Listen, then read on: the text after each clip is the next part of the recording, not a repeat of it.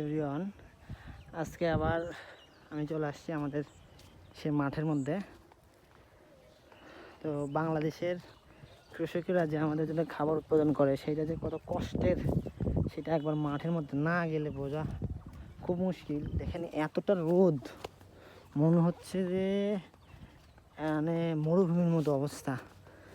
এত গাছ থাকার পরেও এখানে টেকা খুব মুশকিল। তার মধ্যেও দেখেন কৃষকেরা কন্টিনিউ কাজ করে যাচ্ছে, কারণ এখন যদি বৃষ্টি হয় তাহলে মানুষ আর এই জমির ধানগুলো নিয়ে আসতে পারবে না, ধানগুলো নষ্ট হয়ে যাবে।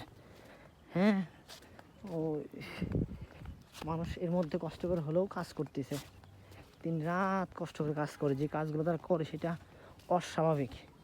মানে এটা মানুষ শহরের বা যারা কাজ না করে তারা চিন্তাও করতে পারবে না যে কাজগুলো করার। কি রোদ সেটা আপনারা ক্যামেরার রিফ্লেক্স দেখলেও বুঝতে পারতেছেন কি অবস্থা। দেখেন ওই যে দেখেন জমির মধ্যে কিভাবে জমি নিড়ানি দিচ্ছে বসে বসে। তারপরও এদের কোনো অভিযোগ নাই, কাজ করেই যাচ্ছে।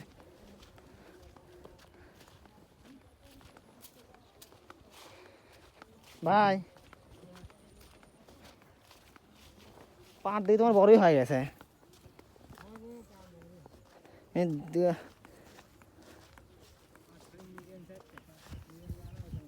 জি, রোদের মধ্যে কাজ করবো কিভাবে তুমি? এই জন্য যাচ্ছি আমি যে মাঠের মধ্যে, এত এই রোদের মধ্যে যাওয়ার কি দরকার?